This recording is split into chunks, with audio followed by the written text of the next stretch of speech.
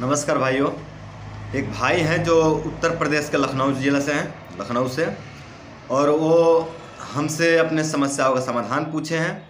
तो चलिए पहले हम उनका मैसेज पढ़ते हैं कि उनका मैसेज क्या है, उनका समस्या क्या है, फिर उनके समाधान पर हम चर्चा करेंगे। तो वो कह रहे हैं कि मैं उत्तर प्रदेश के लखनऊ ज़िला से हूँ, मेरा उम्र 23 वर्ष है, मेरा जन्म 7 महीने पर हुआ है, अर्थात वो 7 महीने पर ही अपने माँ के गर्भ से बाहर आए थे। 7 महीने पर उनका जन्म हुआ था। इसको हमारे यहाँ सतमास या सतमास कहा जाता है। तो आगे कहते हैं कि जिसके कारण जन्म से ही मेरा शरीर और दिमाग कमज़ोर था। कह रहे हैं कि उस 7 महीने पर गर्भ से बाहर आने के कारण मेरा शरीर और दिमाग पहले से थोड़ा कमज़ोर था। तो बात तो सही है, जो लोग भी 7 महीने पर जिनका जन्म होता है वो लोग थोड़ा दिमाग से और शरीर से कमज़ोर होते हैं, थोड़ा कमज़ोर होते हैं, औरों के मुकाबले थोड़ा इनके अंदर कमज़ोरी होता है। तो वही कह रहे हैं कि उसके कारण मेरा शरीर और दिमाग थोड़ा पहले से ही कमज़ोर था। तो आगे कह रहे हैं कि जब मैं 12-13 साल का हुआ तभी मुझे हस्त मैथुन करने का आदत लग गया, या ऐसे कहें कि आदत लगा दिया गया। मुझे हस्त मैथुन के नुकसान के बारे में कुछ भी पता नहीं था।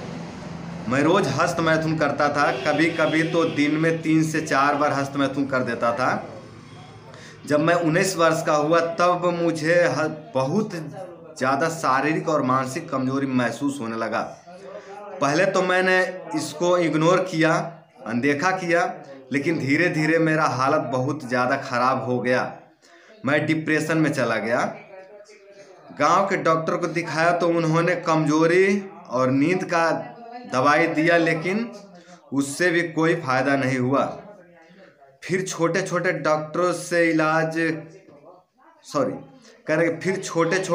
डॉक्टरों से इलाज करवाए, लेकिन कोई दवाई मेरे शरीर पर काम नहीं कर रहा था। दवाई काम न करने की वजह से घर वालों ने भूत प्रेत टोना टोटका का भी समाधान करवाया, लेकिन इससे भी कोई फ़ायदा नहीं हुआ। अब आगे कह रहे हैं कि अब 4 महीने से मनोचिकित्सक से इलाज ले रहा हूँ तो थोड़ा आराम है, लेकिन पढ़ाई लिखाई सब छूट गया है, दिमाग ठीक ढंग से काम नहीं करता, और अब तो पेट भी गड़बड़ रहने लगा है, अब तो पाचन तंत्र भी गड़बड़ रहने लगा है, और इन्होंने टोना टोटका आदि भी सब दिखा लिए हैं। तो देखिए बंधु, जो लोग भी इस तरह से वीर्य क्षय कर देते हैं ना, ज़्यादा मात्रा में वीर्य निकल जाए जिनका, वो लोग एक बार भूत प्रेत के चक्कर में आना ही है उनको। वो लोग पड़ ही जाते हैं भूत प्रेत के चक्कर में, क्योंकि दवाइयाँ काम नहीं करते, विज्ञान काम नहीं करता। यहाँ पे विज्ञान कहता है कि सब कुछ नॉर्मल है, सब कुछ सही है, सब कुछ अच्छा चल रहा है, फिर हो क्या रहा है, फिर पेशेंट पर आदमी तो परेशान रहता है कि क्या चल रहा है, उसको खुद समझ में नहीं आता है। तो मजबूरन भूत प्रेत के चक्कर में जाना ही पड़ता है। एक बार तांत्रिक की बात मानना पड़ता है, गाँव समाज में जो लोग कहते हैं, सलाह देते हैं, उसको मानना ही पड़ता है। तो आदमी एक बार फंस ही जाता है इनके चक्कर में। कई बार तो आदमी ऐसा बुरा फंसता है ना, ऐसे बुरे ढंग से फंसता है कि जीवन भर इनके कुचक्र से निकल नहीं पाता, क्योंकि इनका बहुत बड़ा कुचक्र है। मैं ये नहीं कहता कि भूत प्रेत गलत है, पर ये जो पाखंडी लोग हैं, जो इसका चिकित्सा करते हैं, जो इसका समाधान करने वाले नौटंकी वाले जो ओझा सोखा, ये बड़े पाखंडी, बड़े दुष्ट टाइप के लोग होते हैं। एक बार अपने कुचक्र में फंसा तो निकलने का रास्ता भी नहीं छोड़ते हैं। और मैं खुद कई लोग ऐसे जानता हूँ जो अधिक वीर्यनाश करके फंसे हुए हैं, मेरे संपर्क में, हमसे बात भी करते हैं। मैं उनको कहता हूँ कि आप इससे बाहर निकलो, पर वो नहीं, मेरे दादाजी के ज़माने से है, तो मेरे परदादा के ज़माने से है, तो मेरे पिताजी के ज़माने से, तो मेरे माताजी के ज़माने से, तो ये है तो वो है, इस तरह से कह के कि उस ज़माने से भूत प्रेत चले आ रहा है, हम इससे बाहर नहीं निकल सकते। तो भैया आप मान ही लिए हो तो फिर क्या। और मैं कहता हूँ यार, ब्रह्मचर्य रहो, ब्रह्मचर्य के दम पर हम भूत प्रेत से लड़ सकते हैं, ब्रह्मचर्य के दम पे भूत प्रेत को भगाया जा सकता है। आपके अंदर 3, 4, 5, 6 महीने का ब्रह्मचर्य आ जाए तो भूत प्रेत भाग जाएगा। क्यों नहीं भागेगा? कहाँ रहने वाला है ये? जहाँ ब्रह्मचर्य होगा वहाँ भूत प्रेत नहीं हो सकता, इस बात को समझिए आप लोग। तो कई मित्र हैं जिनको मैं बार बार मोटिवेट करता हूँ कि ब्रह्मचर्य से इसका संबंध है। जिस घर पर भूत प्रेत का प्रकोप है, उस घर में एक व्यक्ति ब्रह्मचारी निकल जाए, कोई एक व्यक्ति संयमी निकल जाए, ब्रह्मचारी नहीं संयमी, केवल संयम सीख जाए, केवल संतुलन सीख जाए, तो भूत प्रेत को भगा सकता है। अपने कर्तव्य के दम पे, अपने ब्रह्मचर्य के दम पे, अपने रहन सहन, अपने व्यवहार के दम पे भूत प्रेत को भगा सकता है, केवल एक आदमी संयमी निकल जाए तो। लेकिन नहीं निकलते, लोग नहीं निकलना चाहते हैं, लोग फंसे हुए हैं। दिखा रहे हैं तो दिखाओ भैया, आपकी पूरी पीढ़ी भी बर्बाद हो गई, आप भी बर्बाद हो जाओगे, लेकिन भूत प्रेत जाने वाला नहीं है आपका। तो अब चलते हैं आगे, देखते हैं क्या आप कह रहे हैं भाई। तो आगे कह रहे हैं कि मेरे इलाज में बहुत पैसा खर्च हो गया, अब तो घर वाले भी हमसे नाराज रहने लगे हैं, कोई ठीक से बात नहीं करता, गांव वाले हमको पागल कहते हैं, मेरा मजाक उड़ाते हैं, जिसके कारण मैं बहुत दुखी रहता हूं। मैं हमेशा अकेला और उदास रहता हूं। अपने उदासी और अकेलापन को दूर करने के लिए अभी भी कभी कभी हस्त मैथुन कर लेता हूं। आप जैसे भाइयों के वीडियो देखकर ये जानकारी मिल गया है कि हस्त मैथुन बहुत नुकसानदायक है, और मेरा ये दुर्दशा हस्त मैथुन के कारण ही हुआ है। लेकिन उदासीपन और अकेलापन के कारण मैं हस्त मैथुन करता हूँ। भैया मुझे इस नर्क से, इस दलदल से बाहर निकालने में मेरा मदद कीजिए। मैंने अपने डॉक्टर को भी बताया कि मुझे हस्त मैथुन की आदत है, लेकिन लोग कहते हैं कि ये नॉर्मल है। इन्होंने डॉक्टर साहब को बताया कि मुझे हस्त मैथुन की आदत है, लेकिन डॉक्टर साहब कह रहे हैं कि ये नॉर्मल है। तो देखिए बंधु, डॉक्टर साहब तो इसको नॉर्मल कहेंगे ही, क्योंकि डॉक्टर साहब अगर नॉर्मल नहीं कहेंगे तो डॉक्टर साहब की डॉक्टरी नहीं चलेगा।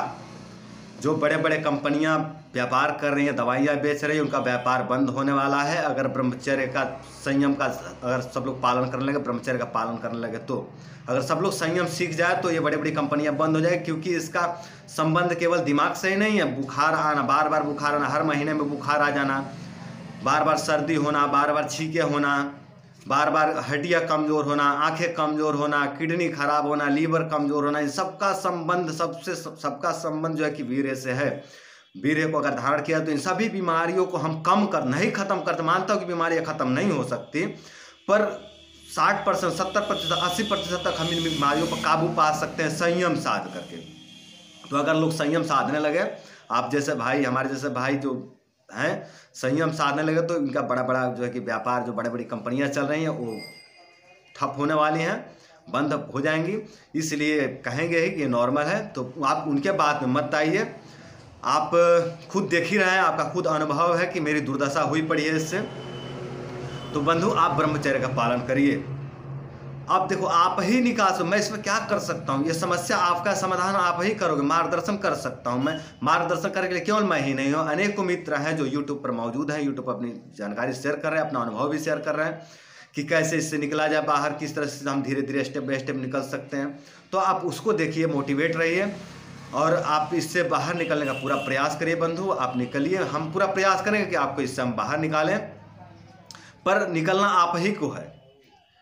निकलना तो आप ही को, आप फंसे हो, आप ही गलती की हो, आप ही सुधार सकते हो, दूसरा कोई आपका इसमें मदद नहीं कर सकता। ज़्यादा आपको ही आगे आना पड़ेगा, आप ही को परिश्रम करना पड़ेगा, आप ही को तपस्या करना पड़ेगा और आप ही ठीक होंगे। तो आप खुद ही अपने आप को ठीक कर सकते हो। मैं इसमें आपका मदद कर सकता हूँ, आपके पेट का ट्रीटमेंट कर सकता हूँ, और इस तरह से आप करके निकल जाओगे। और जो आप जानते हो कि इसमें दलदल में फंसे हो, तो बंधु आप गीता का अध्ययन करो, आप पुरुषार्थ करो, आपके अंदर पुरुषार्थ आएगा। आप गीता का अध्ययन करेंगे तो नहीं पढ़ सकते, नहीं गीता ग्रंथ घर पे है तो आपको यूट्यूब पे मौजूद है, भगवान श्री कृष्ण और अर्जुन का जो संवाद है वो मौजूद है आपका यूट्यूब पे, तो आप उसको देख सकते हैं।